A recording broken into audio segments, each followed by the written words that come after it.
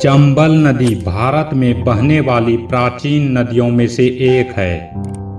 इस नदी का प्राचीन नाम चर्मवर्ती है। कुछ स्थानों पर इस नदी को कामधेनु भी कहा गया है।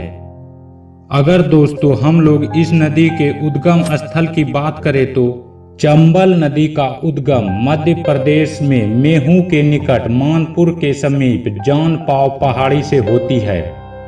दोस्तों मैं आपको बता दूं कि यह पहाड़ी 616 मीटर ऊंची है। इसके बाद चंबल नदी अपने उद्गम स्थल से 325 किलोमीटर उत्तर दिशा की ओर एक लंबे संकीर्ण मार्ग से तीव्र गति से प्रवाहित होती हुई 84 गढ़ के समीप राजस्थान में प्रवेश करती है।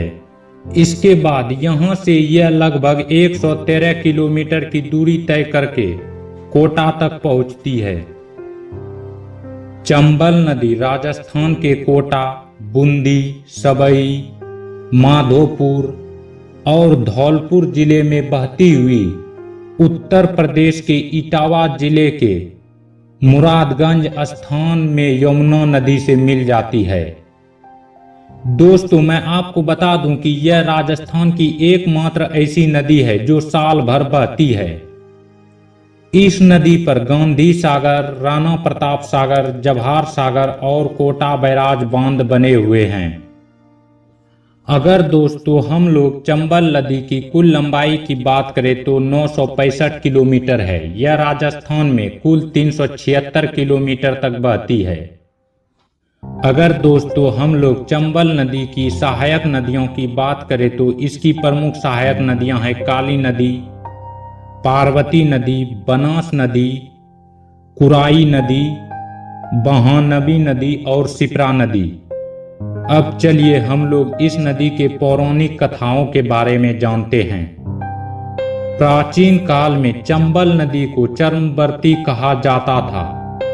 महाभारत के अनुसार राजा रंती देव ने चंबल के तट पर अनेकों यज्ञ का आयोजन किया था, जिसमें अनेकों पशुओं की बलि दी जाती थी।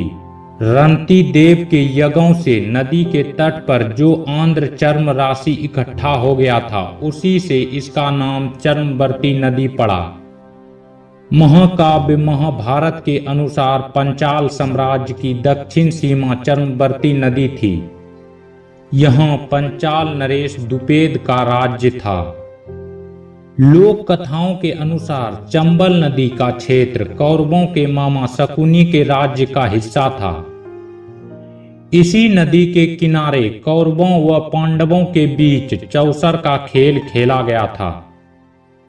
दोस्तों मैं आपको बता दूं कि चंबल नदी पर 4 बांध बनाए गए हैं: गांधी सागर बांध, जवाहर सागर बांध, राणा प्रताप सागर बांध और कोटा बैराज सागर बांध।